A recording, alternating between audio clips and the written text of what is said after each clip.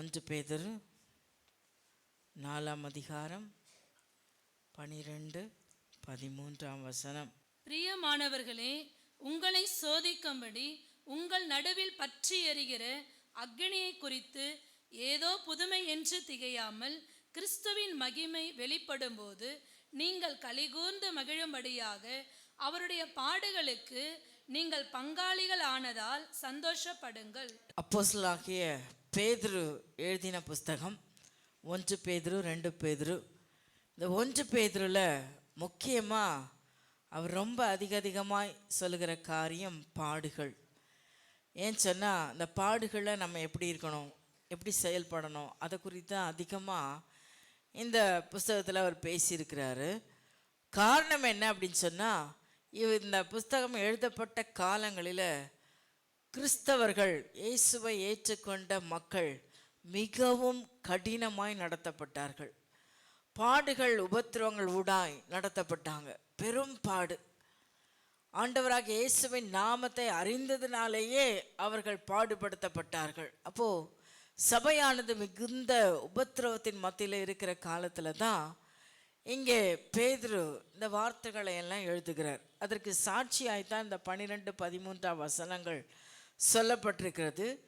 உங்களை சோதிக்கும்படி உங்கள் நடுவில் பற்றி எரிகிற அக்கினியை குறித்து. அக்கினி மாதிரி பற்றி எரிதான் பிரச்சனை, போராட்டம், கஷ்டங்கள், பாடுகள். இந்த புதுமை ஏதோ புதுமை என்று ஏன் இப்படிலாம் நடக்குது, ஏன் இவ்வளோ பாடு, ஏன் இவ்வளோ கஷ்டம் அப்படின்னு நினச்சி புதுமை வந்ததை போல நீங்கள் திகைக்காதீங்க. ஏன்னு சொன்னால், கிறிஸ்துவின் மகிமை வெளிப்படும் போது நீங்கள் கலிகூர்ந்து மகிழும்படியாக அவருடைய பாடுகளுக்கு நீங்கள் பங்காளியானதார். ஆமாம், இன்னைக்கு செய்தி என்ன அப்படின்னா, பாடு, உபத்திரவம், கஷ்டம் இங்கே இல்லை சொல்கிறவங்க யாருமே இருக்க முடியாது. எந்த வயதினரானாலும் அவர்களுக்குரிய போராட்டங்கள் உண்டு, பிரச்சனைகள் உண்டு, வேதனைகள் உண்டு. ஆமாம் தானே? பிரச்சனை, போராட்டம், பாடு இல்லாத மனுஷன் யாராவது இங்கே இருக்கீங்களா? எல்லாருக்கும் பாடு இருக்குது. இந்த பாடுகள் என்ன செய்யுது அப்படின்னு சொல்லி பார்த்தீங்கன்னா, நம்மை தேவனை விட்டு பிரிக்குதான். உபத்திரவங்கள், பாடுகள் வரும் பொழுது நாம் சோர்ந்து போய் அநேகர் தேவனை விட்டு பின்வாங்குகிற நிலைமை நம்ம பார்க்குறோம் இல்லையா? கஷ்டம் வந்துட்டா, இவ்வளோ தூரம் கடவுளை தேடி போகிறனே, எனக்கு இந்த நன்மை நடக்கவே இல்லையே அப்படின்ற ஒரு எண்ணம் உள்ளே வந்துட்டா ஜெபிக்க தோணாது, வேதத்தை வாசிக்க தோணாது, சபைக்கு வரவும் மனசு இருக்காது. இது எல்லாருமே கடந்து வரக்கூடிய ஒரு காரியம்தான். அருமையான தேவஜனமே, அதே போல பாடுகளில் சுழன்று கொண்டிருக்கிற, பாடுகளில் மூழ்கி போன மக்களால் சுவிசேஷத்தை பிரசங்கிக்க முடியாது, தைரியமாக சுவிசேஷத்தை சொல்ல முடியாது. ஸோ பாடுகள் நம்மை சுவிசேஷம் சொல்ல முடியாதபடிக்கு தடை செய்கிறது. மூன்றாவதாக, பாடுகள் நன்மை செய்வதற்கு நம்மை தடை செய்கிறது. உபத்திரவங்களும் பாடுகளை என்ன செய்து தொடர்ந்து நாம் நன்மை செய்ய முடியாதபடிக்கு நமக்கு தடை செய்கிறது. ஆகையினால தான் பேதுரு இந்த காரியங்கள் எல்லாம் தன்னோட லைஃப்பில் அவர் எப்படிப்பட்டாலும் உங்கள் எல்லாருக்குமே தெரியும். பேதுரு அவருடைய வாழ்க்கையில் பார்த்தீங்கன்னா, ஆவியாருடைய அபிஷேகத்துக்கு அப்புறம் ஊழியத்துக்கு வந்ததுக்கப்புறம் ரொம்ப வல்லமையாக பயன்படுத்தப்பட்ட மனுஷன். சபைக்கு தலையாய் தேவன் அவரை நிறுத்தினார். முதல் ஆதி சபைக்கு அவர்தான் தலையாய் போதகராய் நின்றார். எல்லா சீஷர்களுக்கும் தலையாய் அவர் தான் இருந்தார். கிறிஸ்துவத்துக்கு அவர் தலையாய் இருக்கிறார். அல்லேலூயா. அவ்வளவாய் முதன்மையான ஒரு ஸ்தானத்தில் நின்ற மனுஷனாயினும் அவருக்கு ஏகப்பட்ட பிரச்சனைகள், உபத்திரவங்கள். அவருடைய மரணமும் ரொம்ப சந்தோஷமான மரணம் அல்ல, மக வேதனைக்குரிய மரணமாக தான் இருந்துச்சு. இயேசுவை பின்பற்றி போன ஒவ்வொருடைய பொழுதும் பல பாடுகள், பல உபத்திரவங்கள் ஊடாய்த்தான் அவன் கடந்து போனான். அதனால தான் அவர் தன் பட்ட காரியங்களை நினைத்து பார்த்து நம்மை எச்சரிக்கும்படி இந்த காரியங்களை எழுதி வைத்திருக்கிறார். நீங்கள் வாசிங்க, இந்த பகுதியில் 19 வாசிங்க. ஆகையால் தேவனுடைய சித்தத்தின்படி பாடு அனுபவிக்கிறவர்கள் நன்மை செய்கிறவர்களாய் தங்கள் ஆத்துமாக்களை உண்மையுள்ள சிருஷ்டி கர்த்தராகிய அவருக்கு ஒப்பு கொடுக்க கடவர்கள். சிருஷ்டி கர்த்தராகிய அவருக்கு ஒப்பு கொடுக்க கடவீர்கள். 17ஆம் வசனத்தை வாசிங்க. 1:17. அன்றியும் பட்சபாதம் இல்லாமல் அவனவனுடைய கிரியைகளின்படி நியாயம் தீர்க்கிறவரை நீங்கள் பிதாவாக தொழுது கொண்டு வருகிறபடியினால் இங்கே பரதேசிகளாய் சஞ்சரிக்கும் அளவும் பயத்துடனே நடந்து கொள்ளுங்கள். அல்லேலூயா. இங்க வேதம் சொல்லுது நம்ம எல்லாரையும் பரதேசி அப்படின்னு சொல்லிட்டு. பரதேசி என்றால் பரத்துக்கு உரியவர்கள். பரத்துக்குரிய நாம் இந்த பூமியில ஜஸ்ட் ஒரு டூரிஸ்ட் மாதிரி தான் இங்க வந்திருக்கிறோம். எத்தனை பேர் அதை நம்புறீங்க? இங்க இருக்கிற உலகத்துல இருக்கிறவனை பத்தி நான் பேசல. சபைக்குள்ள இருக்கிற நீங்க இந்த உலகத்துக்கு வந்த காரியம் என்ன அப்படின்னா, இந்த உலகத்தில் நீங்களாம் ஒரு டூரிஸ்ட். இது உங்களுக்கு நிரந்தரமான இடமே அல்ல. நாம் வந்த இடத்துக்கே திரும்பி போக வேண்டிய காலம் ஒன்று உண்டு. அதனால தான் வேதம் சொல்லுது, முதல்ல நியாய தீர்ப்பு எங்க தொடங்க போகுதா? சபைக்குள்ளதான் இந்த நியாய தீர்ப்பானது தொடங்க போகிறது. நாம் அநேக பாடுகள் உபத்திரவங்கள் நம்முடைய வாழ்க்கையில வரும்போது அதை சாக்கு சொல்லி நாம் தேவனை விட்டு பின்வாங்குதல் மகா பெரிய பாவம் என்று வேதம் நமக்கு சொல்லுது. பாவம்னா நம்ம எல்லாம் ரசிக்கப்பட்டோம், விக்கிரத்தை விட்டுட்டோம், அநியாயம் செய்யறதில்ல, அக்கிரமம் செய்யறதில்ல, கொலை செய்யறதில்ல, யார் கூடயும் கெடுக்கிறதில்ல, இதெல்லாம் ரொம்ப நல்லது. பொய் பேசுறதில்ல, திருடுறதில்ல, இதெல்லாம் நம்ம அநேக பாவக்கிரிகளை விட்டுட்டு வந்திருக்கிறோம், ஆண்டவரை ஏற்றுக்கொண்டுட்டோம். ஆனாலும் கூட நான் ஒன்று உங்களுக்கு சொல்றேன், பேருக்கு நாம் கிறிஸ்தவர்களா, நான் கிறிஸ்தவன் என்ற பெயரை வச்சுக்கிறதுனால மட்டும் நாம் தேவனுடைய பிள்ளையா இருக்க முடியாது. தேவனுடைய பிள்ளையா இருக்க வேண்டுமானால் நமக்கு ஒரு தகுதி வேண்டும்.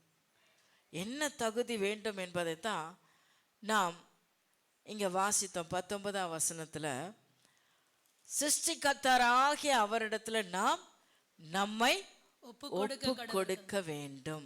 அல்லேலூயா சொல்லுங்க. நாம் நம்மை ஒப்பு கொடுக்க வேண்டும், அவருக்கு பயந்து நடக்க வேண்டும். 17ஆம் வசனத்துல வாசிச்சோம், பரதேசிகளாய் சஞ்சரிக்கிறோம் நாம் பயத்துடனே நடந்து கொள்ள வேண்டும். நம் ஒவ்வொருடைய கிரியைகளுக்கும் பலன் உண்டு. இது எத்தனை பேர் தெரியும்? நாம் செய்கிற ஒவ்வொரு செயலுக்கும் ஆண்டவர் சொல்ல, என்னோடு கூட அதுக்குரிய பலன் வரும் அப்படின்னு சொல்லியிருக்கிறார். அப்ப நம்முடைய ஒவ்வொரு செயலுக்கும் ஆண்டவர் பலனை நிர்ணயித்து வச்சிருக்கிறார். அதை கொஞ்சமும் மறந்து போயிடாதீங்க. நீங்க என்னென்ன செய்கிறீங்களோ, நாம் என்னென்ன செய்கிறோமோ அதுக்குரிய பலன் நமக்கு சேர்த்து வைக்கப்படுகிறது. அவரோடு கூட அது கடந்து வர போகிறது. அல்லேலூயா. ஆகையினாலே இன்றைக்கு நாம் ஒரு காரியத்துல மிகவும் தெளிவாய் இருக்க வேண்டும். தேவச்சனமே, 1ஆம் அதிகாரம் 15ஆம் வசனத்தை வாசிங்க. 1 பேதுரு 1:15. உங்களை அழைத்தவர் பரிசுத்தராய் இருக்கிறது போல, உங்களை அழைத்தவர், இந்த ஒப்பு கொடுத்தல், அவருக்கு பயந்து ஜீவித்து நாம் அவருக்கு ஒப்பு கொடுத்திருப்போம். ஆனால் இங்க வேதம் சொல்லுது, உங்களை அழைத்தவர் பரிசுத்தராய் இருக்கிறது போல நீங்களும் உங்கள் நடக்கைகள் எல்லாவற்றிலும் பரிசுத்தராயிருங்கள். அல்லேலூயா. நீங்கள் எல்லாவற்றும், உங்க நடக்கைகள், கிரியைகள்னு சொன்ன இல்லையா, நம்முடைய செயல்பாடுகள் எல்லாவற்றிலும் நீங்கள் பரிசுத்தராய் இருங்க. ஏன் அப்படின்னா, நான் பரிசுத்தர். பரிசுத்தம் இல்லாமல் தேவனை ஒருவனோ தரிசிக்க முடியாது. அவ்வளவுதான், புல் ஸ்டாப். அது கம்மாலாம் கிடையாது, புல் ஸ்டாப், முடியாது. அப்ப பரிசுத்தம் இல்லைன்னா தேவனை பார்க்கவே நாம் தகுதியற்றவர்களாய் தள்ளப்படுவோம் என்பது நிர்ணயிக்கப்பட்ட உண்மை. ஆகையினால் தான் சொல்ற, நான் பரிசுத்தர் நீங்களும் பரிசுத்தராயிருங்க. அதை எப்படி நீங்க வெளிப்படுத்தணும் அப்படின்னா, நீங்களும் உங்கள் நடக்கைகள் எல்லாவற்றிலேயும் பரிசுத்தராயிருங்க, உங்க செயல்கள் எல்லாவற்றிலும் பரிசுத்தராயிருங்க. அல்லேலூயா. அந்த பரிசுத்தத்தை வெளிப்படுத்துகிற ஒரு செயல்தான் அவருக்கு பயந்து ஜீவிக்கிற ஒரு வாழ்க்கை. 2ஆம் அதிகாரம் 11ஆம் வசனத்தை நீங்க வாசிங்க. பிரியமானவர்களே, அந்நியர்களும் பரதேசிகளுமாய் இருக்கிற நீங்கள். நாம் யாரு? இந்த பூமிக்கு அந்நியர்களும் பரதேசிகளுமாய் இருக்கிற நீங்கள் ஆத்துமாவுக்கு விரோதமாய் போர் செய்கிற மாம்ச இச்சைகளை விட்டு விலகி. அல்லேலூயா. நீங்கள் இந்த உலகத்துல இருங்கள், ஆனா உலகத்தால நாம் என்ன பண்ணக்கூடாது? கரைபடாமல் இருக்க வேண்டும் என்று வேதம் நமக்கு தெளிவா சொல்லியிருக்கு. அப்படியே இங்க வேதம் சொல்லுது, நீங்கள் மாம்சத்துக்கு, நீங்கள் ஆத்துமாவுக்கு விரோதமாய் போர் செய்கிற மாம்ச இச்சைகள். அப்ப இந்த சரீரம் ஆத்துமாவுக்கு விரோதமா எப்பவுமே என்ன பண்ணிட்டு இருக்கு? போர் செய்து, பாவத்தை குறித்த காரியங்களில போர் செய்து கொண்டே இருக்கிறது. அப்ப அந்த பாவத்தின் இச்சையை விட்டு விலக வேண்டியது நாம தான். அல்லேலூயா. ஏன்னா நமக்குள்ள ஆத்துமாவில் தீர்மானம் பண்ணுகிற ஒரு பகுதி உண்டு. அதுதான் தீர்மானம் பண்ண பகுதி தான் ஆத்துமா அப்படின்னு சொல்லி நம்ம எல்லாருக்கும் தெரியும். அப்ப அந்த ஆத்துமாவில் நான் நன்மையை கண்டடையணும், தீமை என்னை அணுகக்கூடாது என்பதை தீர்மானம் பண்ண வேண்டியது யாரு? நீங்கள் என்னதான் அந்த ட்ரிங்க்ஸ் பண்ணுறவங்களுக்கு நீங்கள் எவ்வளோ வைத்தியம் பண்ணாலும் அவங்களால அதுலேருந்து மீண்டு வர முடியாது. அப்போது ஒரு விஷயம் டாக்டர் சொல்வார், நீங்கள் முடிவு எடுத்தாதான் இந்த மருந்து கூட என்ன பண்ணும், உங்களுக்கு வேலை செய்யும். நான் இனிமே இதை எடுக்க மாட்டேன் அப்படின்னு அவர் தீர்மானம் பண்ணிட்டாருன்னா அது அந்த மருந்து கூட உள்ள வேலை செய்யும். அவருடைய மைண்ட் என்ன பண்ணும், அவருடைய சென்ஸ் எல்லாமே அதை வேண்டாம் வேண்டாம் வேண்டான்றதை உள்ளுக்குள்ளே அதை ரெக்கார்ட் பண்ணும். அது நிமித்தமாக அது தனக்கு வேண்டான்றதை முடிவெடுக்கும். அல்லேலூயா. சரீரம் அதை வேண்டான்றதை முடிவெடுக்கும். அப்போ பாவத்தின் செயலை, சோம்பேறித்தனத்தை, திருட்டுத்தனத்தை, ஏமாத்துற எண்ணத்தை, மற்றவங்கள புற சொல்கிற எண்ணத்தை, அதை அழிக்கணும்னா யார் தான் முடிவெடுக்கணும் சொல்லுங்களேன். இப்போ இங்கே 2ஆம் வசனத்தை வாசிங்க. 2:2. சகல துர்குணம். உங்களுக்கு என்னன்னு தெரியுமா? உங்களுக்கு எல்லாம் தெரியுமா?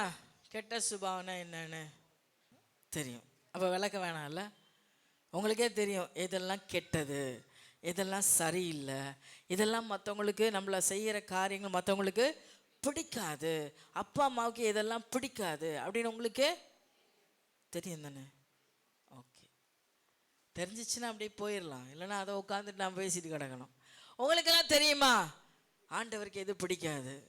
ஆண்டவர் பிடிக்கிறத விடுங்க, உங்கள் கூட இருக்கிறவங்களுக்கே உங்கள் செயல் அநேகம் என்ன பண்ண மாட்டேங்குது, பிடிக்க மாட்டேங்குது இல்லை?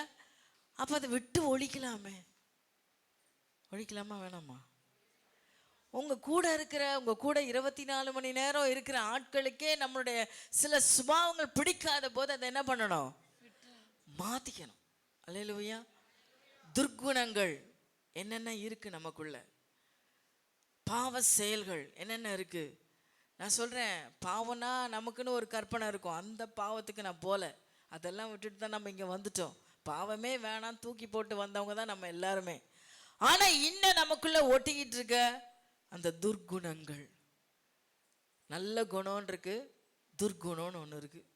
அந்த துர்க்குணம் என்னன்றது உங்களால் நிச்சயமாக உங்களுக்குள்ள ஐடென்டிஃபை பண்ண கட்டாயமாக முடியும். உங்களோட பேச்சில், உங்கள் பார்வையில், உங்கள் செயலில், உங்கள் எண்ணங்களில் என்னென்ன துர்க்குணங்கள் ஒட்டிக்கிட்டு இருக்கு நம்மளால் அது கட்டாயமாக கண்டுபிடிக்க முடியும். அது எல்லாவற்றையும் விட்டு ஒழிங்க. சகலவித கபடத்தையும், கபடு இல்லை, நல்லவங்க மாதிரியே நடிக்கிறது, ஆனால் உள்ள அத்தனையும் அயோக்கியதானம், அதுவும் உங்களுக்கு தெரியும். அதுக்கப்புறம் வஞ்சனைகளையும் பொறாமைகளையும் சகலவித புறங்கூறுதலையும் ஒழித்து விட்டு. எவ்வளோ பாவம் இருக்குங்க, ஆனால் இதில் ஏன் ஸ்பெஷலைஸ் பண்ணி இதை மட்டும் சொல்கிறாரு? நீ எவ்வளோதான் நல்லது செஞ்சாலும் இந்த காரியங்கள் உனக்குள்ளே இருந்துச்சுன்னா உனக்கு கெட்டவங்களாம் ஆக்கிடுது. நல்லா செபிக்கிறோம், நல்லா பைபிள் வாசிக்கிறோம், நல்ல ஊழியம் செய்கிறோம், எல்லாம் செஞ்சோம் கூட இதில் இருக்கிற ஏதோ ஒன்று நமக்குள்ளே ஓட்டிகிட்டு இருந்துச்சுன்னு வச்சுக்கோங்களேன், ஃபுல் ஆத்மாவும் கெட்டு போயிடுச்சு. முழு ஆத்மாவும் ஒரு குடம் பாலில் சின்ன துளி விஷத்தை போட்டாலும் அது யாராவது ஆசையாக குடிப்போமா? ஒரு துளி தானே விஷம், பரவாயில்ல, இவ்வளோ குடம் பால் இருக்க அப்படின்னு யாராவது மொண்டு குடிப்பீங்களாங்க? அப்போ பரிசுத்தம் என்பது எவ்வளோ முக்கியம் நீங்கள் யோசிங்க. ஒரு வெள்ளைத்தாளில் பரிசுத்தத்துக்கு ரொம்ப நல்ல ஒரு விளக்கம் சொல்லணும்னா, ஒரு வெள்ளைத்தாளில் ஒரு சின்ன புள்ளி வச்சா எது உங்கள் கண்ணுக்கு தெரியும்? புள்ளி தான் தெரியும். அவ்வளோ வெள்ளை பேப்பர் தெரியவே தெரியாது. ஐயோ, என்ன அந்த வெள்ளை பேப்பரில் ஒரு சின்ன புள்ளி, கரும்புள்ளி இருக்கே, கரெக்டாக கண்டுபிடிச்சிடுறோமா? பாவம் அவ்வளோ மோசமானது. அதனால தான் ஆண்டவர் திரும்ப திரும்ப சொல்கிறார், பரிசுத்தம் பரிசுத்தம் பரிசுத்தம். நீங்கள் பரிசுத்தத்தை காத்துக்கொள்வதில் எவ்வளவு கவனமாக இருக்க வேண்டும் என்பதுதான் இந்த பேதுருவின் எச்சரிப்பின் சத்தம். அல்லேலூயா. அங்கே அவருக்கு அவ்வளோ பாடுகள் இருந்த பொழுதும் நிறைய பேர் நான் பாவத்தில் விழுந்தவங்க கிட்ட கேட்கும் போது, என் வீட்டுக்காரர் எனக்கு துரோகம் பண்ணிட்டாரு, அதனால நான் பாவம் செஞ்சிட்டேன், இல்லை என் மனைவி, உயிரோடு இருக்கிற மனைவி வச்சிருக்கிறவங்க என் மனைவி தொல்லை தாங்க முடியலன்னு ஆல்கஹால் எடுக்கிறாங்க. மனைவி செத்து போனவங்கள ஏன் குடிக்கிற, அதான் செத்து போய் தொலைஞ்சிச்சுல அப்படின்னா, அவன் இல்லையே அதுக்காக குடிக்கிறேன், அந்த கவலையை மறக்க குடிக்கிறேன். அப்போ என்ன தான் பண்ணுறேன்? எப்படி தான் அவங்கள காப்பாற்றுறது? எல்லாத்துக்கும் ஒரு சாக்கு. நீங்கள் வேணால் பாவம் செய்த மனுஷனை உட்கார வச்சு கேட்டு பாருங்கள், அவன் செய்த நியாயம் நமக்கே புரிஞ்சிடும். பாவம் எவ்வளோ கஷ்டப்படுறாங்க, எவ்வளோ பாடுபடுறாங்க, ரைட்டா அவர் இந்த வழியில் ஏதோ ஒன்று தன்னை தேத்தி கொள்கிறார் அப்படின்னு நம்ம நினச்சிக்குவோம். அந்த அளவுக்கு நம்ம பிரெயின் வாஷ் பண்ணுவாங்க மக்கள். ஆனால் ஆண்டவர் பார்வையில் பாவம் பாவம்தான், அதை அவர் அக்செப்ட் பண்ணவே மாட்டார். நான் பரிசுத்தர், நீங்களும் பரிசுத்தமாக தான் இருந்து ஆகணும், வேற வழியே இல்லை. அல்லேலூயா. நீங்கள் 3ஆம் வசனத்தை வாசிங்க. நீங்கள் ரட்சிப்புக்கென்று வளரும்படி புதிதாய் பிறந்த குழந்தைகளைப் போல. இந்த பரிசுத்தம் இதை எப்படிங்க எனக்குள்ள நான் காத்துக்கிறது? நானும் ட்ரை பண்ணி பார்க்குறேன், என்னால் இந்த பரிசுத்தத்தை காத்துக்கிறது ரொம்ப கஷ்டமாக இருக்குது அப்படின்னு நீங்கள் ஃபீல் பண்ணுறீங்க அப்படின்னா, இப்போ நான் சொல்ல போகிற காரியத்தை நீங்கள் ட்ரெயின் பண்ணுங்கள். உங்கள் ஆத்மாவை நீங்கள் ட்ரெயின் பண்ணுங்கள். ரொம்ப ஈஸி. பரிசுத்தத்தை காத்துக்கொள்வது ரொம்ப ஈஸி. யோசேப்பு எப்படி ஈஸியாக பாவத்திலேருந்து விடுதலையானார்?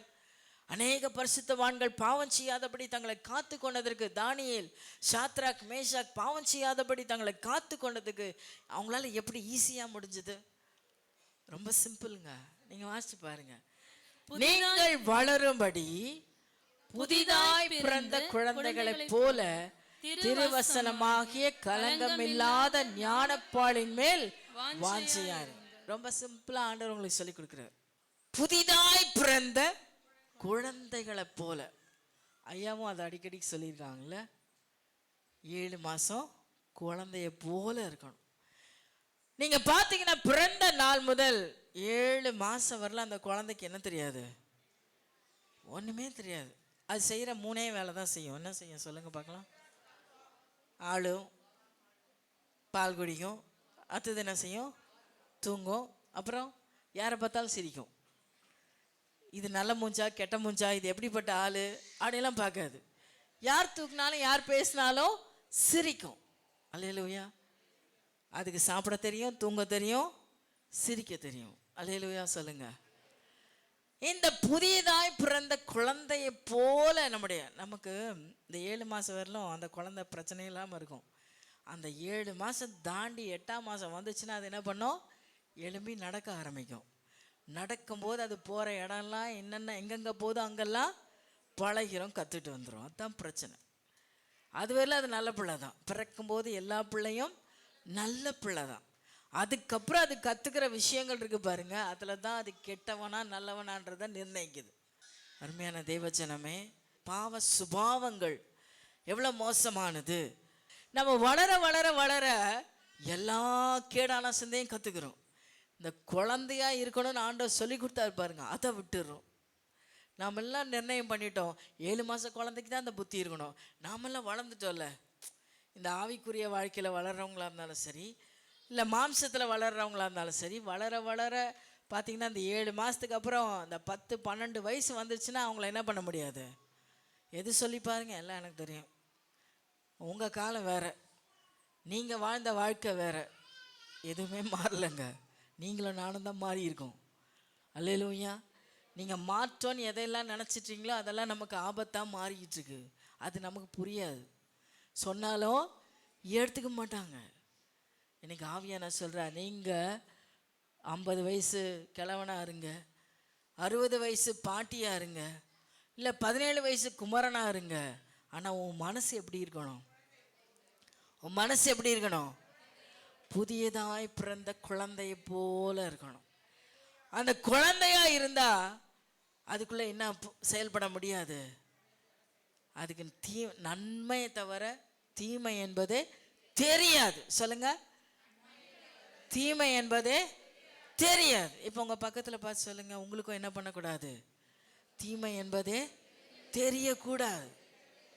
தீமை தெரியவே கூடாது, தீமையை கத்துக்கவே கூடாது. அல்லேலூயா சொல்லுங்க, அல்லேலூயா சொல்லுங்க.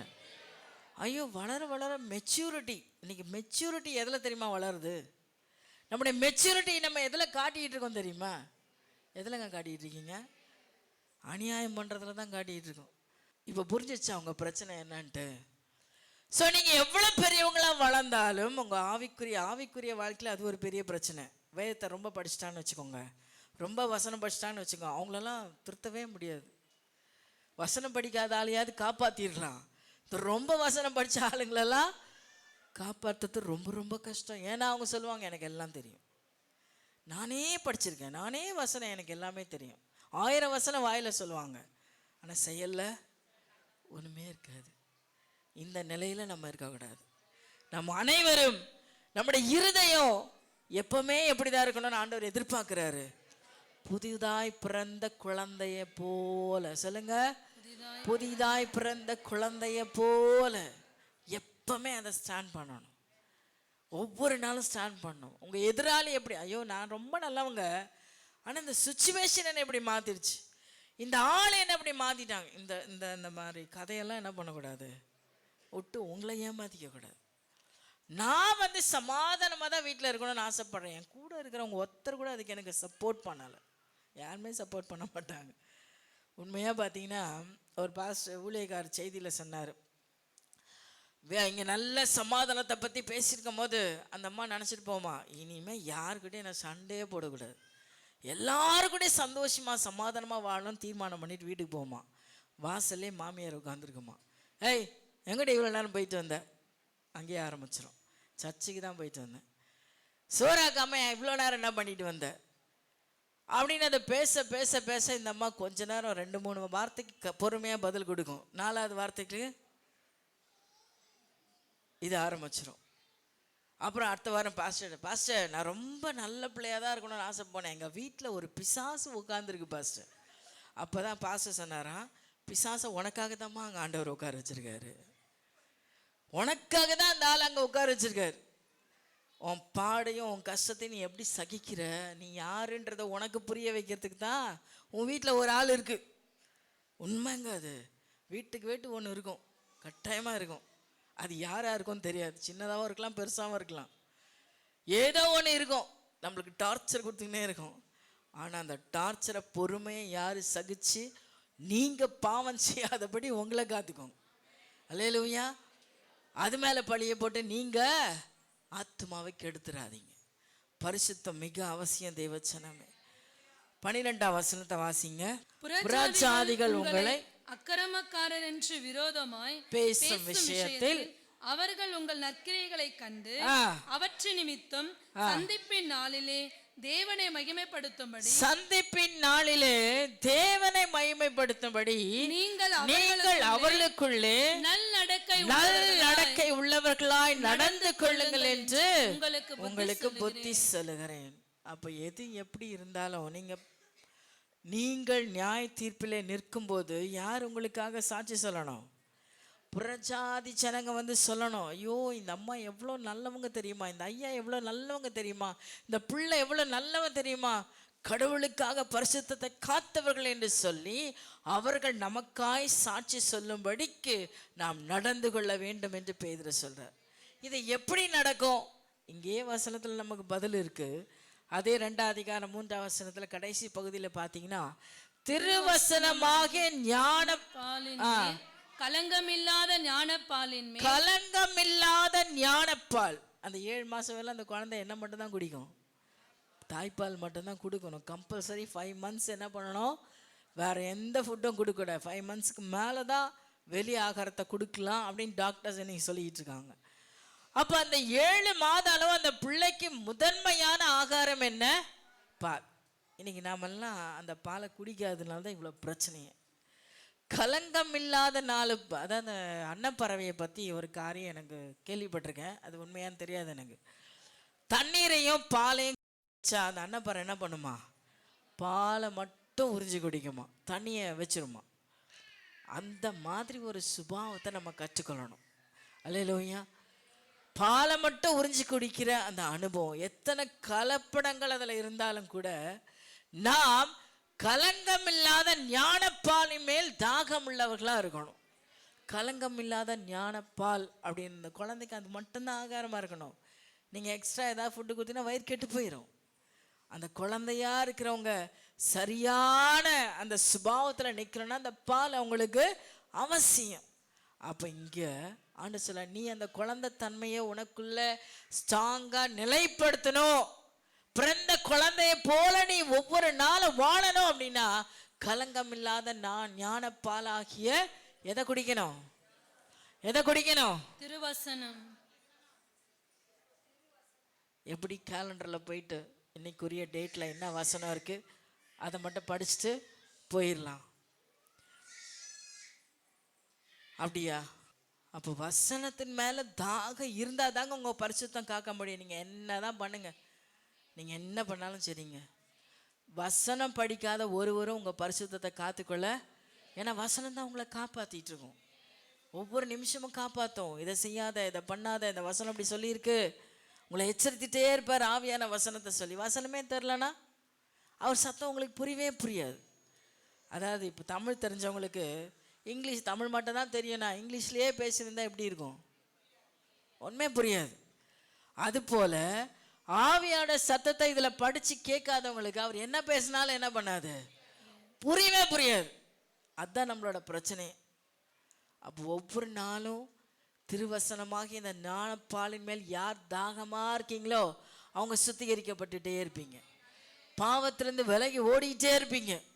உங்களை நீங்கள் பிறந்த குழந்தை போல பரிசுத்தமாய் காத்து கொள்ளுவதற்கு இந்த ஞானப்பால் நம்ம ஒவ்வொருவருக்கும் அவசியமாக இருக்கு. அல்லேலூயா. எத்தனை பேர் தீர்மானம் பண்ண போறீங்க, இனி இந்த வசனத்தை ஒவ்வொரு நாள் நான் படிக்க போகிறேன்? ஆமேனா? வசனம் மட்டும்தான் உங்கள் வாழ்க்கையை மாற்றும். வசனம் படிச்சு, ஏன்னா ஏசு கிறிஸ்துவே பிசாசு ஜெயிக்கணும்னா என்னத்தை தான் சொன்னார்? அவருக்கு நான் பேசவா தெரியாது? 12 வயசுலேயே அவங்க வேத பாரட்டில் ஒன்றா நின்று பேசின ஆள், அவ்வளோ தைரியமானவர். பிசாசுக்கு முன்னாடி பேச முடியாதா? ஆனால் அவர் என்ன தெரியுமா பண்ணார்? வசனம் இப்படி எழுதி இருக்கிறது அப்படின்னா என்ன அர்த்தம்? ஏற்கனவே வசனத்தை படித்து அவர் மனப்பாடம் பண்ணி வச்சிருக்கார். அப்படியே பாயிண்ட் எடுத்து கொடுக்குறாரு பாருங்க. ஒவ்வொரு சோதனையிலும் பாடுகளின் மத்தியில் நடத்தப்படும் போது வசனம் உங்க வாழ்க்கையில இருந்தாதாங்க நீங்க ஜெயிக்க முடியும். அல்லேலூயா. ஆண்டவர் அதை என்னோட வாழ்க்கையில கற்றுக் கொடுத்ததை நான் கடைபிடிக்கிறேன், இன்னைக்கு ஜெயிக்க முடியுது. அல்லேலூயா. எத்தனை போராட்டம் வரட்டங்க, எவ்வளோ பிரச்சனை வரட்டும், ஆண்டோடைய வார்த்தையில் நின்று பாருங்க. வசனம் அப்படியே நம்மை தூக்கி சுமக்கும். அவருடைய வார்த்தை நம்மளை அப்படியே சுமந்துக்கிட்டு போகிறத உங்களால் நீங்கள் பார்க்க முடியும். இளம் வயதில் நீங்கள் வசனத்தை சுமந்தீங்க அப்படின்னா முதிர் வயதில் அது உங்களை சுமக்கும். உங்களுக்கு கை கால் விளங்காமல் படிக்காமல் படுத்து கிடப்பீங்க பாருங்க, அப்போ அந்த வசனம் உங்களை சுமந்துக்கிட்டு போகும். அல்லேலூயா, அல்லேலூயா. நான் ஒரு முன்னாடி உங்களுக்கு சொல்லியிருக்கேன்னு நினைக்கிறேன். கேஎம்சியில் ஒரு தடவை என் பாப்பா அட்மிட் பண்ணியிருக்கும் போது அங்கே ஒரு பாட்டியை சந்தித்தேன். ரொம்ப வயசானவங்க, நடக்க கூட முடியல. அவங்க ஏதோ பிரச்சனையில் வீட்டை விட்டு வெளியில் வந்துட்டுருக்குறாங்க. அந்த அம்மா பார்த்தீங்கன்னா அதுக்கிட்ட இருந்தது ஒரு கிழிச்சு போன ஒரு பேகு, இந்த பைபிள் கையில் வச்சிருக்கு. அவங்க யார்கிட்டையும் போய் எனக்கு சாப்பாடு வாங்கி கொடுங்க, எனக்கு அதை வாங்கி கொடுங்கன்னு அவங்க யார்ட்டையும் ஒரு மூலையில் உட்காந்துட்டு அந்த பேக்கை பக்கத்தில் வச்சுட்டு பைபிளை வச்சுட்டு படிச்சு, வெள்ளை ட்ரெஸ் போட்டிருக்காங்க, அது அழுக்காயிட்டுருக்கு. அந்த பைபிளை வச்சுட்டு படிச்சுட்டே இருக்கிறாங்க. அந்த பைபிளை படிக்க படிக்க அவங்க உட்காந்து எப்போ நான் வெளியில் வந்தாலும் பார்ப்பேன் அவங்க பைபிள் படிச்சுருப்பாங்க. நான் பார்த்த சம்பவம் என்னென்னா, அங்கே போகிற வரவங்க யார் யாரோ அவர் அறியாதவங்க யார் யாரோ போயிட்டு காஃபி வாங்கி போய் கொடுப்பாங்க, சாப்பாடு வாங்கி போய் கொடுப்பாங்க. அந்த அம்மா யார்ட்டையும் போய் வாங்கி கொடுங்கன்னு கேட்காது. அல்லேலூயா. அது எந்த நிலைமையில் அவங்க அந்த இடத்துல இருக்கிறாங்கன்னு நமக்கு தெரியாது. ஆனால் அந்த வேதம் அவங்கள எவ்வளவா போஷிக்குது என்பதை நீங்கள் புரிஞ்சுக்கணுன்றதுக்காக இதை சொல்கிறேன். வசனத்தை வாசித்து வசனத்தை வாழ்க்கையில் அபியாசப்படுத்தி கெட்டு போனவங்க உலகத்தில் யாருமே இருக்க முடியாது, ஒருத்தரும் சொல்ல முடியாது. ஆனால் வசனம் படிக்காமல் கெட்டு போனவங்க ஏராளமான பேர். இன்றைக்கி நீங்கள் எப்படி உங்கள் வாழ்க்கையை காப்பாற்ற போகிறீங்க என்பது உங்கள் கையில் தான் இருக்குது. ஸோ அனுதினமும் வசனத்தை வாசிங்க, தியானிங்க, வசனத்தை மனப்பாடம் பண்ணுங்க, வாயினால் அறிக்கையிடுங்க. உங்கள் பிள்ளைய ஸ்கூலில் சேர்த்துட்டு 10,000 20,000 50,000 ஃபீஸ் கொடுத்து படிக்க வச்சுட்டு ஏபிசிடி சொல்லுன்னா அது வாய மூடிட்டு அமைதியே நின்றுச்சுன்னா எப்படி இருக்கும் உங்களுக்கு? இருதயத்தில் ரத்தம் வடியாது? வடியுமா வடியாதா? அடி வயிற்றில் நெருப்பு எரியாது? ஆவியானவருக்கு அப்படி தான் எரியும், ஆவியானவருக்கு அப்படி தான் கண்ணீர் வரும். இவ்வளோ வேதத்தை உனக்கு எழுதி எத்தனை பேரோட ரத்தத்தை சிந்தி இதை கொடுத்து உன் கையில் வச்சுருக்கேன், நீ அதை இவ்வளோ அனாவசியமாக நடத்துகிறீங்களேன்னு அவர் எவ்வளோ வேதனைப்படுவார் நீங்கள் யோசிச்சு பாருங்கள். இன்னொரு காரியத்தை நீங்கள் வாசிங்க, 4ஆம் அதிகாரம் 7ஆம் வசனம். எல்லாவற்றுக்கும் முடிவு சமீபமாயிற்று, ஆகையால் தெளிந்த புத்தி உள்ளவர்களாய் இருந்து. எல்லாவற்றிற்கும் நாட்கள் ரொம்ப சமீபமாயிடுச்சு. எத்தனை பேருக்கு இப்போ ஒரு எச்சரிப்பின் சத்தம் காதுல கேக்குது? ரொம்ப சமீபமாயிடுச்சு. இப்போ எப்படி இருக்கணும்? தெளிந்த புத்தியும் மந்த புத்தியோட இருக்கக்கூடாது. என்னமோ நடக்குது, என்னமோ போறோம், என்னமோ கொடுக்குறாங்க, செய்யறோம், வாழ்க்கை போயிட்டு இருக்கு, அப்படி இல்லை. தெளிந்த புத்தி உள்ளவர்களா இருக்கணும். எதுக்காக? ஜெபம் பண்ணுவதற்கு ஜாக்கிரதை உள்ளவர்களா இருங்க. வேதத்தை படிக்கவும் ஜெபம் பண்ணவும் ஜாக்கிரதை உள்ளவர்களா. நீங்கள் ஜெபிக்கிறவர்களா இருந்தா உங்க அபிஷேகம் என்ன பண்ணும்? ஒவ்வொரு வீட்லையும் பற்றி எரியும், ஒவ்வொரு குடும்பத்திலையும் பற்றி எரியும், ஒவ்வொரு உபத்திரவத்தின் கட்டுகள் அறுக்கப்படும், பாடுகளை உபத்திரவம் உங்க வீட்டுக்குள்ள வர்றதுக்கு பயப்படும். அல்லேலூயா சொல்லுங்க. 2வது 1 பேதுரு 2:9 வசனம். நீங்களும் உங்களை அந்தகாரத்தினின்று தம்முடைய ஆச்சரியமான ஒளியினிடத்திற்கு வரவழைத்தவருடைய புண்ணியங்களை அறிவிக்கும்படிக்கு தெரிந்து கொள்ளப்பட்ட சந்ததியாயும் ராஜரீகமான ஆசாரிய கூட்டமாக. தெரிந்து கொள்ளப்பட்ட சந்ததியாயும் ராஜரீக ஆசாரிய கூட்டம். ஆண்டவர் சொல்றார், நீங்கள் என்னை தெரிந்து கொள்ளவில்லை, நான் தான் உங்களை தெரிஞ்சுட்டேன். நீங்க எப்படி ரட்சிக்கப்பட்டிருந்தாலும் சரி, யார் மூலம் ரட்சிக்கப்பட்டிருந்தாலும் சரி, எவ்வளோ பெரிய மீட்டிங்ல நீங்க ரட்சிக்கப்பட்டிருந்தாலும் சரி, யார் தான் உங்களை தேடி வந்தது? இயேசுப்பா உங்களை தேடி வந்திருக்கிறார். தேடி வந்து உங்களை தெரிந்து கொண்டு உங்களுக்கு கொடுத்திருக்கிற அபிஷேகம் எப்படிப்பட்டது தெரியுமா? பழைய ஏற்பாட்டின் காலத்துல ராஜாக்கள் ஆசாரியன் ஆக முடியாது, ஆசாரியன் ராஜாவாக முடியாது, ஒவ்வொரு தனித்தனியாக தான் நிற்கணும். ஆனா இங்க புதிய ஏற்பாட்டின் விசுவாசிகளாகிய உங்களுக்கும் எனக்கும் அவர் கொடுத்திருக்கிற அபிஷேகம் எப்பேற்பட்டது? ராஜாக்களும் ஆசாரியர்களுமா நீங்கள் அபிஷேகம் பண்ணப்பட்டிருக்கீங்க. அல்லேலூயா. உங்களுக்கு ராஜாவின் அபிஷேகமும் செயல்படும், ஆசாரியருடைய அபிஷேகமும் செயல்படும். அந்தந்த நேரத்துக்கு ஏற்ற விதமாக ஆண்டவர்களை பயன்படுத்துவார். இந்த ராஜாவின் அபிஷேகம் எப்படிப்பட்டது தெரியுமா? இன்னைக்கு ரோம் இருக்கிறதுலையே உலக ஆட்சி பண்ணக்கூடிய சர்வதிகாரம் உள்ள தேசம் ரோம் தேசம். அங்கே போப்பாண்டவருடைய ஆட்சி தான். அவர் என்ன சொல்கிறாரோ அதுதான் அங்கே யார் வந்தாலும் அதை நிறைவேற்றணும். அருமையான தேவச்சனமே, அந்த ஆட்சியாளர்களை ஆட்சி செய்கிறது ஆசாரியனுடைய ஊழியம். மக்களுக்கும் தேவனுக்கும் நடுவாக நிற்கிற அபிஷேகம். இந்த அபிஷேகத்தை ஆண்டவர் உங்கள் மேலே கொடுத்துருக்கிறார். நீங்கள் சாதாரண ஆள் இல்லை. பாஸ்டர் சொலமன் சொன்னார், உங்களை அவர் எப்படி வச்சிருக்கிறாரு? உயர்ந்த அடைக்கலமாக அவருடைய கரத்துக்குள்ள, அவருடைய கருவிழிக்குள்ளே வச்சிருக்கிறார். ஒருத்தர் உங்களை டச் பண்ணவே முடியாது. நீங்கள் இருக்கிற இடத்த பற்றி உங்களுக்கு தெரியாதனால தான் அலறிக்கிட்டு இருக்கோம், அழுதுகிட்டு இருக்கோம், கண்ணீர் விட்டுக்கிட்டு இருக்கோம். ஆண்டவன் சொல்கிறாரு, இன்னைக்கு நிறைய இடத்துல போனால் இங்கே இயேசுவை பார்த்து சொன்னால் அடிக்கிறாங்க, அங்கே ஊழியம் செய்ய போனால் உதைக்கிறாங்க. ஏன் உதைக்கிறாங்க தெரியுமா? ஏன் உதைக்கிறாங்க? அதை நீங்களே கண்டுபிடிங்க, ஏன் உதைக்கிறாங்கன்னு. ஆண்டவருடைய சுவிசேஷம் சரியா இருந்துச்சுன்னு வச்சுக்கோங்களேன், ஆண்டவர் ஒரு மனுஷனுக்குள்ளே மாற்றத்தை உருவாக்கி அற்புதம் நடந்துச்சு. இங்க அதுக்கு எக்ஸாம்பிள் இருக்கு பைபிள்ல. ஒரு மனுஷனை பிறவிக்குருடனை ஆண்டவர் சுகப்படுத்துறாரு. அப்போ எல்லாரும் வந்து கேட்குறாங்க, அண்ணா காய்பா அங்கே இருக்கிற பெரிய அரசியல்வாதிகள்லாம் கேட்குறாங்க, எப்படி நீ சுகமான? குற்றம் பிடிக்கிறதுக்காக, இயேசு மேலே குற்றம் வரணுன்றதுக்காக எல்லாம் கேட்குறாங்க. அப்போ அவன் சொல்கிறான், யாருன்னு எனக்கு தெரியாது, ஆனால் என்னை தொட்டவர் கடவுள், என்னை தொட்டவர் ஆண்டவர், அவரால் தான் நான் சுகமான. என்ன பண்ண முடியும்? எங்கே குற்றம் கண்டுபிடிக்க முடியும்? அருமையான தெய்வச்சனமே, நாம் செய்கிற ஊழியம் சரியாக இருந்துச்சுன்னா நம்ம மேலே எந்த பழியும் சுமராது. நாம் போய் சும்மா கொட்டு அடிச்சுக்கிட்டு ஆட்டம் போட்டு பாட்டு பாடிட்டு வந்துட்டாலாம் ரட்சிப்பு வந்துடாது. அந்த ஒவ்வொரு ஆத்துமாவுக்கு கண்ணீர் விட்டு சுவிசேஷத்தை சொல்லி அவர்களுக்காக பாரப்படுகிற ஒவ்வொரு ஆத்துமாக்காக கண்ணீர் விட்டு கொண்டு வருகிற ஆத்துமா நமக்கு சாட்சியாக நிற்கும். அல்லேலூயா. அதுக்கு யாருமே எதிர்த்து நிற்க முடியாது. எந்த மனுஷனும் அதுக்கு தடை சொல்ல முடியவே முடியாது. ஸோ சுவிசேஷம் சொல்லுவதற்கு பாரப்படணும் நம்ம ஒவ்வொருவரும். ஆண்டவருடைய நற்சாட்சியை இன்னைக்கு யார் ஒருத்தர், நீங்கள் இந்த கொரிந்தியரில் வாசிங்க, 2 கொரிந்தியர் 4:6 வாசிங்களேன். இருளில் இருந்து வெளிச்சத்தை பிரகாசிக்க சொன்ன தேவன் இயேசு கிறிஸ்துவின் முகத்தில் உள்ள தமது மகிமையின் அறிவாகிய ஒளியை தோன்ற பண்ணும் பொருட்டாக எங்கள் இருதயங்களிலே பிரகாசித்தார். அந்த மகிமையின் அறிவு இப்ப எங்க வந்திருக்கு? நம்முடைய இருதயங்களில் பிரகாசிக்கிறது. இந்த மகத்துவமுள்ள வல்லமை எங்களால் உண்டாயிராமல் தேவனால் உண்டாயிருக்கிறது என்று விளங்கும்படி இந்த பொக்கிஷத்தை மண்பாண்டங்களில் பெற்றிருக்கிறோம். இந்த பொக்கிஷமாகிய நற்செய்தி எங்க பெற்றிருக்கிறோம்? மண்பாண்டம். அவருடைய ஒளியை நம்முடைய இருதயத்தில் பெற்றிருக்கிறோம். அது மண்பாண்டமாகிய நமக்குள்ளே அவருடைய வல்லமையை நாம் பெற்றிருக்கிறோம். இந்த உணர்வு யாருக்கெல்லாம் இருக்கோ அவர்கள் 8ஆம் வசனத்தை வாசிங்க. நாங்கள் எப்பக்கத்துல எப்பக்கம், எந்த பக்கம், நம்ம பக்கத்து வீட்டுக்காரனா எதிர் வீட்டுக்காரனா யாரா இருக்கட்டும், எப்பக்கம் நெருக்கப்பட்டும் ஒடுங்கி போவது இல்லை, கலக்கமடைந்தும் மனமுறிவு அடைவதில்லை. கலங்கி போகிற சூழ்நிலை உங்க வாழ்க்கையில இருந்தாலும் அல்ல 1000 பிரச்சனைகள் நீங்க இருக்கலாம், ஆனா யாருக்குள்ள தேவனுடைய வல்லமையை பெற்றிருக்கிறீங்களோ, தேவனுடைய அற்புதத்தை பெற்றிருக்கீங்களோ, தேவனுடைய அதிசயத்தை பெற்றிருக்கீங்களோ, அவங்களால என்ன பண்ண முடியாது?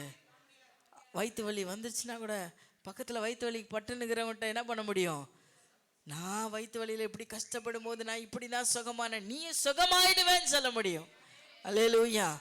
அந்த வேதனை நம்மை விட்டு நீங்காவிட்டாலும் கர்த்தருடைய வல்லமை பெற்றவர்களால மட்டும்தான் சுவிசேஷத்தை தைரியமா சொல்ல முடியும். நீங்க வாசிங்க 10ஆம் வசனத்தை வாசிங்க.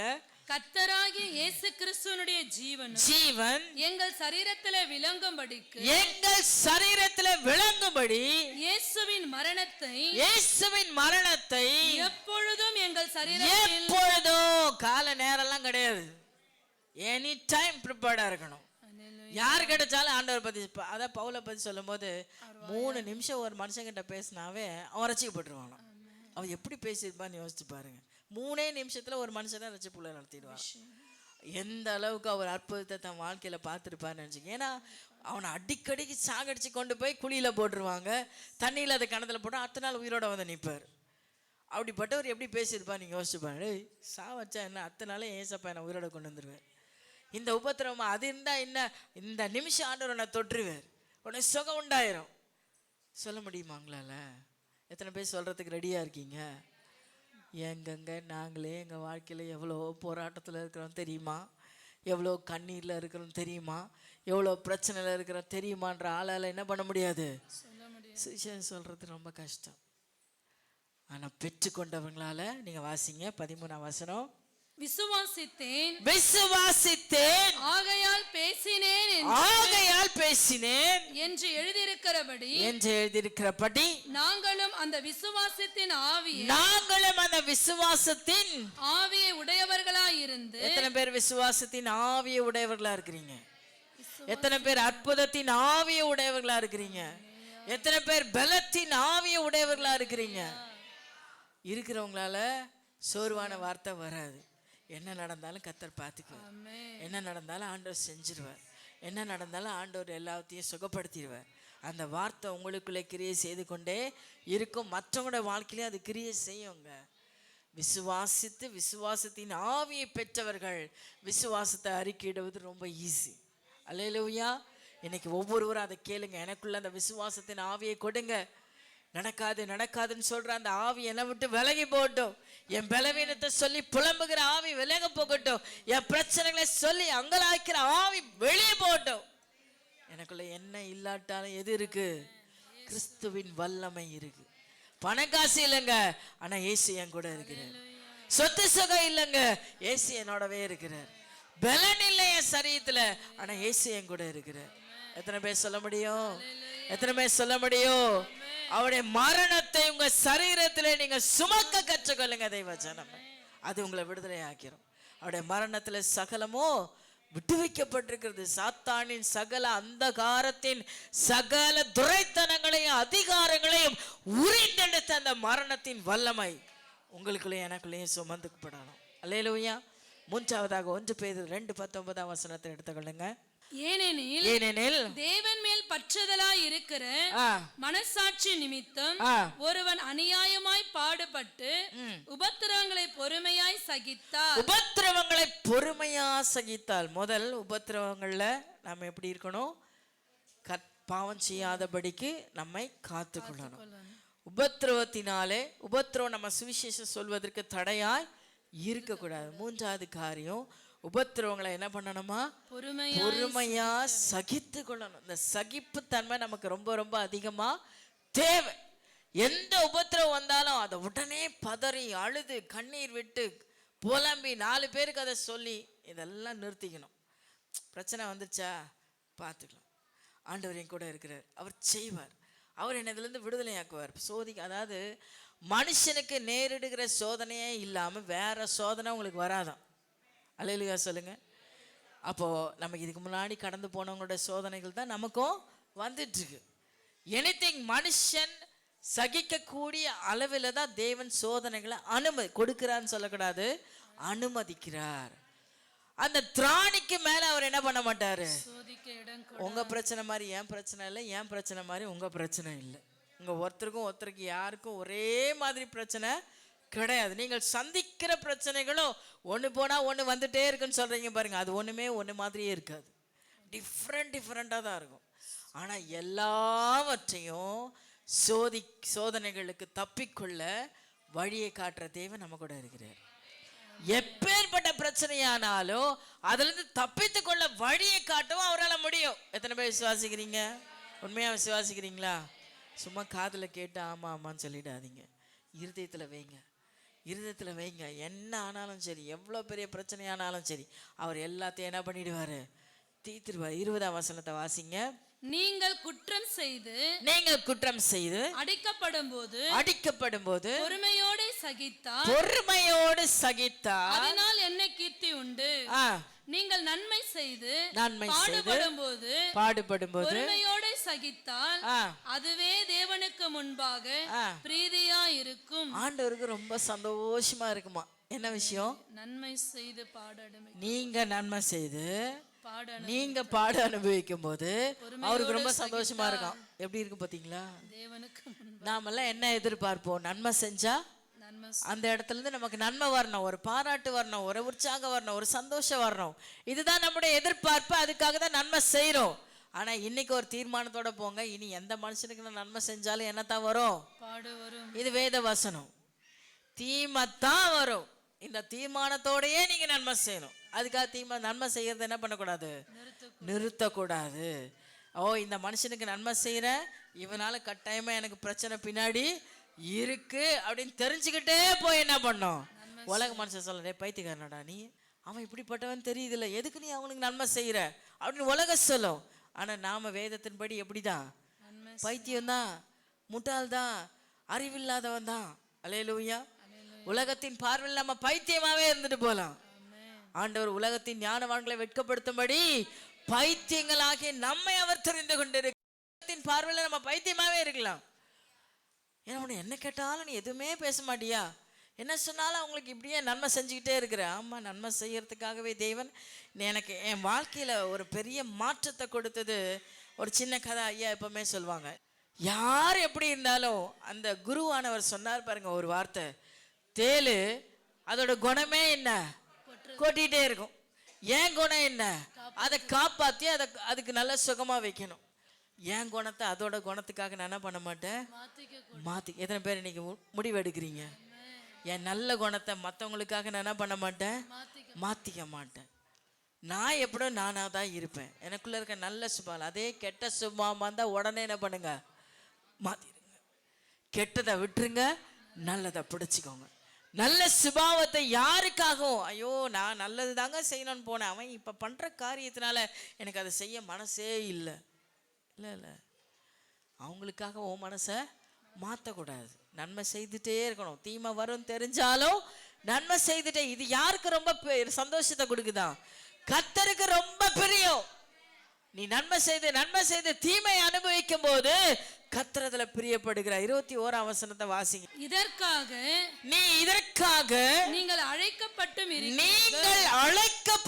எதுக்காக தாங்க, நன்மை செஞ்சு தீங்கு அனுபவிக்கத்தான். யாருக்கு நன்மை செஞ்சாலும் அது பிள்ளைங்களா இருக்கட்டும், உங்கள் புருஷனாக இருக்கட்டும், உங்கள் மனைவியாக இருக்கட்டும், உங்கள் பெற்றவங்களாக இருக்கட்டும், உங்கள் ஃப்ரெண்ட்ஸாக இருக்கட்டும், உங்கள் கூட வேலையாட்களாக இருக்கட்டும், உங்கள் அதிகாரியாக இருக்கட்டும், யாருக்கு நன்மை செய்தாலும் இவங்களால நமக்கு என்ன தான் வரும், தீமை தான் வரும் தெரிஞ்சுக்கிட்டே அவங்களுக்கு என்ன பண்ணணும், நன்மை செய்துட்டே இருக்கணும். அல்லையிலோ, இதுக்காகத்தான் நீங்களும் நானும் அழைக்கப்பட்டிருக்கோம். ஏன்னா இயேசு அப்படிப்பட்டவன். நம்ம துரோகிகளாக இருக்கும்போது, அக்கிரமக்காரர்களாக இருக்கும்போது நம்மை தேடி வந்து நமக்காய் நன்மை செய்து ரட்சிப்பை கொடுத்தவர், ஜீவனை கொடுத்து ரட்சித்து கொடுத்தவர். அவருடைய பிள்ளைங்களை நாம அவர் எதிர்பார்க்கிறார். நீங்களும் நானும் அப்படித்தான் இருக்கணும். அதுக்காக தான் உங்களை நான் அழைச்சேன்றாரு. நம்முடைய அழைப்பே அதற்காகத்தான். அதுக்கப்புறம் வாசிங்க. ஏனெனில் கிறிஸ்து உங்களுக்காக பாடுபட்டு நீங்கள் தம்முடைய அடிச்சுவடுகளை தொடர்ந்து வரும்படிக்கு உங்களுக்கு மாதிரியை பின் வைத்து போனார். யார் இத ப்ராம்ப்டா செய்றீங்களோ அவங்க எல்லாம் சரியான பாதையில போயிட்டு இருக்கீங்க. இதற்கு மாறான வழியை நீங்க செய்றீங்க அப்படின்னா நீங்க அவருடைய வழியை விட்டு விலகிட்டீங்கன்றதை நீங்களே தெரிஞ்சுக்கலாம். அவர் வழியிலே நாம் நடந்தால் நாம் அவரை தரிசிப்போம். அவர் வழியை விட்டு விலகி போயிட்டா நம்ம விழ வேண்டிய இடத்துல விழுந்துருவோம். ஸோ இதில் ரொம்ப தெளிவாக வசனம் சொல்லுது, அழைக்கப்பட்ட அழைப்பில் நாம் நிலைத்திருக்க வேண்டும். இதற்காகத்தான் ஆண்டவர் அழைச்சார்.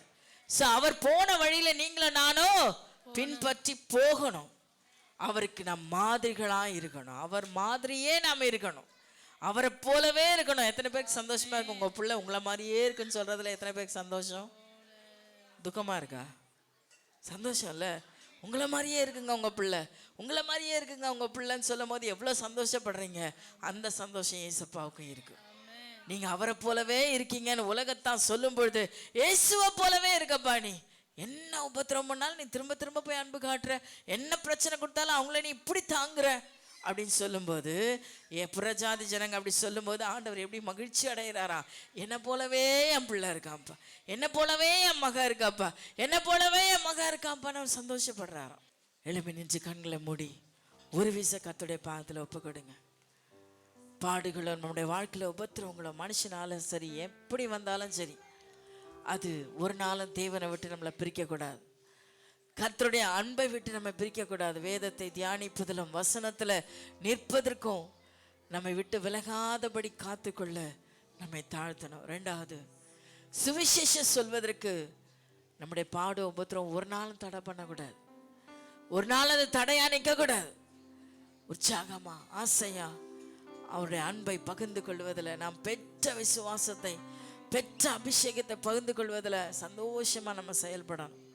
மூன்றாவது காரியம், பாடு உண்டு, உபத்திரவம் உண்டு, அதை சகித்து கொண்டு நன்மை செய்து கொண்டே இருக்கணும். நன்மை செய்து கொண்டே இருக்கணும். கிரியைகளை நான் அறிந்திருக்கிறேன் ஆண்டவர் சொல்றார். என்னோடு கூட அதற்குரிய பலன் என்னோடு கூட வருதுன்னு சொல்லி இருக்கிறாரு. ஸோ நீங்கள் என்ன கிரியை செய்கிறீங்கன்னு அவர் கணக்கு வச்சிருக்கிறாருங்க. எல்லாம் கணக்கில் இருக்கு. அதுக்குரிய பலன் உங்களுக்கு வந்து சேரும். லாசரு ஏழையாய் மேஜையிலேருந்து விழுகிற துணிக்கை பொறுக்கி சாப்பிட ஆசையாக இருந்தால் அது அவனுக்கு கிடைக்கவே இல்லை கடைசி வரலாம். ஆனால் அவன் அதுக்காக கவலைப்படவே இல்லை. கிறிஸ்துவின் அன்பிலே நிலைத்திருந்தபடினால அடைச்சல, உன்னை நீ நேசிக்கிறத போல பிறனைய நேசி. நீ என்னை எவ்வளவு நேசிக்கிறியோ அதை போல மற்றவங்களை நேசினான்னு சொல்லுங்க. உன்னை நீ எவ்வளவு நேசிக்கிறியோ அவ்வளவா மற்றவங்களை நேசி. இதே 1 பேதுரு 4 வீட்டில் போய் வாசிங்க. அதில் சில அன்பு சகலத்தையும் மூடுமா. அன்பு சகலத்தையும் மூட. ஒருவருக்கொருவர் உதவி செய்யுங்க, ஒருவரை ஒருவர் உபசரிங்க, ஒருவரை ஒருவர் தாங்குங்க. ஏன்னா கிறிஸ்துவின் மகிமையின் மேன்மையை நீங்கள் பெற்றுக்கொள்ளும்படிக்கு, எல்லாவற்றிலும் அவருடைய நாமம் உயர்த்தப்படும்படிக்கு, அவர் நாம மேன்மை பாராட்டும்படிக்கு இவைகளை செய்யுங்கள் என்று பேதுரு சொல்லி கொடுத்திருக்காரு. எத்தனை பேர் உண்மையா ஒப்பு கொடுக்க போறீங்க? ஆண்டவரே, இந்த காரியத்தை என் வாழ்க்கையில நான் பூர்ணமா என் இருதயத்துல வைத்து நான் ஏற்று நடத்துவேன். எத்தனை பேர் ஒப்பு கொடுக்க போறீங்க? அன்பின் தகப்பனே, நம்முடைய பிள்ளைகள் இன்றைக்கு ஒப்பு கொடுத்த ஒவ்வொரு வாழ்க்கையில ஒரு மாற்றம் உருவாவதாக, உம்மால் உண்டான நன்மைகளை பெற்றுக்கொள்வார்களாக. இயேசுவின் நாமத்துல இன்றைக்கு கட்டுகள் உடைக்கப்படுவதாக. உம்முடைய வார்த்தைக்கு கீழ்ப்படிந்து அடங்குகிற ஒவ்வொருவருக்கும் என் ஆண்டவருடைய பரிபூர்ண ஆசீர்வாதம் உண்டாவதாக. கர்த்தர் பாதுகாத்துக்கங்க அப்பா. உம்முடைய பிள்ளைகளை ஆசீர்வதித்து காணப்படுது இயேசுவின் நாமத்தில் பிதாவே. நம்ம அப்படியே கர்த்தருக்கு என்று காணிக்கைகளை படைப்போம்.